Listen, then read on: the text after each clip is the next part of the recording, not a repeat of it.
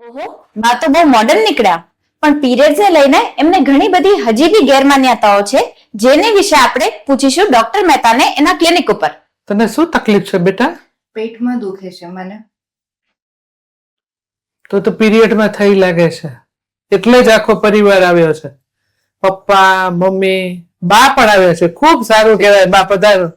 પીરિયડના problem વિશે જ્યારે બધા આવે ને એમાંય બા સાથે આવે એટલે એ તો ખૂબ સારું છે. તારે કઈ પીરિયડ વિશે જાણવું છે બેટા? મેડમ ઈ તો અચકાય છે, હું પૂછી લઉં. એને પીરિયડ વખતે અતિશય દુખાવો થાય છે. 4 કે 5 દિવસ સ્કૂલે ન જાય, સૂતી રહે, કાંઈ જમવાનું ભાવે નહીં. એટલે આ દરમિયાન અમે એને દુખાવા માટેની પેઇન કિલર કાંઈ દઈ શકીએ? જો સૌ પહેલા તો છે ને બેટા, બહુ પેઇન થાય, પીરિયડ વખતે સ્કૂલે ના જવાય, સૂતું રહેવું પડે, એવું કશું હોતું નથી. બરાબર? થોડા હોર્મોનના ચેન્જ થાય એટલે આ પ્રક્રિયા સ્વાભાવિક છે. પણ જરૂર પડે ત્યારે પેઇન કિલર પણ લઈ શકાય, પણ એ રૂટીન ના થવું જોઈએ. પછી એ પેઇન કિલરની આદત પડી જશે. એટલે પીરિયડ આવતા પહેલા થોડુંક આપણે ખોરાકમાં ફેરફાર કરીએ, જેમ કે સારો પ્રોટીન વાળો ખોરાક લઈએ. થમ્સઅપ, પેપ્સી, જે અત્યારે તમારી જનરેશન બધા જંક ફૂડ બહુ ખાય છે, પીઝા, પેપ્સી ન ખાઈએ. અને હાઇડ્રેશન એટલે કે પાણીનું પ્રમાણ ખૂબ વધારે રાખીએ તો આ સમસ્યા ઓછી થાય. અને બહુ જરૂર પડે તો જ પેઇન કિલર લેવાની. સમજ્જે રિયા. પણ મેડમ, અમારા જમાનામાં તો કહેતા હતા કે દવા ગરમ પડે પછી કોથળીને નુકસાન થઈ જાય તો દવા લઈ શકાય. એ તમારા ગાયનેક ડોક્ટર છે ને, એ તમારી દીકરી જોડે વાત કરશે, એની દિનચર્યા જાણશે, એની તાસીર જાણશે, અને પછી જરૂર મુજબની દર્દની દવાઓ કે ઇવન હોર્મોન વગરની પણ ઘણી બધી દવાઓ આવે છે જે પીરિયડ દરમિયાન લેવાથી આ સમસ્યા ખૂબ ઓછી થઈ જાય છે. અને મેડમ એને સમજાવો ને, એ પીરિયડ દરમિયાન ગોળ ખાય છે, કેરી ખાય છે, એની મમ્મી પાસે અથાણું માંગતી હોય છે, આવો ખોરાક લઈ શકાય? જે ખોરાક હેલ્ધી હોય ને એ લેવો જોઈએ. ગોળમાં ખૂબ સારું હિમોગ્લોબિન છે, એટલે આ દિવસો દરમિયાન જે લોહ તત્વ આપણે કહીએ ને એ ઓછું થઈ જાય તો ગોળ છે એને રિપ્લેસ કરે. કેરી છે તો વર્ષમાં એક જ વાર ખાવા મળે, અને એમાં તો વિટામિનો એકમાત્ર વિટામિન એમાંથી જ મળે.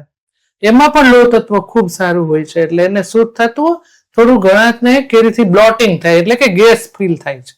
એવું થતું હોય તો ઓછી લેવાની, પણ લઈ શકાય. અને અથાણા છે એ મોટે ભાગે આપણા ગુજરાતી અથાણા તો ખૂબ તેલ વાળા હોય, એમાં ખૂબ મરચું હોય, એટલે ઘણી વખત એસિડિટી થઈ જાય તો ન ખવાય. બાકી અથાણાને અડાય નહીં, અથાણા બગડી જાય એ વાત આ કઈ વાઈફાઈ થોડું છે કે માત્ર દીકરી આંખથી જોવે અને અથાણા બગડી જાય એવું નથી હોતું. એને સૂટ થતા હોય તો એ થોડી માત્રામાં એ પણ લઈ શકે. આ દિવસોમાં થોડુંક આમ ખાવાનું ઓછું ભાવતું હોય તો આવી વસ્તુથી એનો ખોરાક થોડો એ સારી રીતે લઈ શકે. અને મેડમ, અમારા જમાનામાં તો કહેતા હતા કે માસિકના દિવસો દરમિયાન જો વાળ ધોઈએ તો શરીર ઉપર ઠંડકની અસર આવે અને બગાડ બંધ થઈ જાય બહાર નીકળવાનો, અને અંદર જ ભરાવો થઈ જાય. તો શું આ વાત સાચી છે? વાળ ધોઈ શકાય? ધોઈ જ શકાય. તમારા જમાના વખતે પાણી ભરવા તમે ક્યાં જતા હતા? યાદ તો કરો. કુએ જતા હતા, ટેન્કર આવતા હતા. હવે તો એટલે ત્યારે એ સમાજ વ્યવસ્થા પ્રમાણે એ બરાબર હતું. હવે એવું નથી. હવે તો ઘરમાં નળ છે, અને નળે નળમાં જળે જળ છે, એટલે પાણી આવે જ છે. એટલે સ્વચ્છતા ખૂબ જરૂરી છે. એટલે વાળ ધોઈ જ શકાય. એનાથી માસિક બગાડ અંદર રહી જતો નથી. તું તારે ચિંતા કર્યા વગર આવા તારા સુંદર મજાના વાળ આવા જ સરસ રહે એટલે ધ્યાન રાખજે. અને મેડમ આખો દિવસ એક જ પેડ વાપરવાનું કે?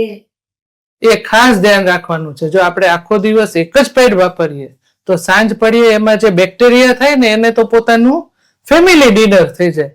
એટલે આપણે આખો દિવસ પેડ વાપરવાનું નથી. દર 4 થી 6 કલાક થાય એટલે કરકસરની ભાવના રાખ્યા વગર પેડ ઓછું બગડ્યું હોય તો એને બદલી નાખજે, જે તારા આંતરિક અંગોમાં ઇન્ફેક્શન ન થાય એટલા માટે ખૂબ જરૂરી છે.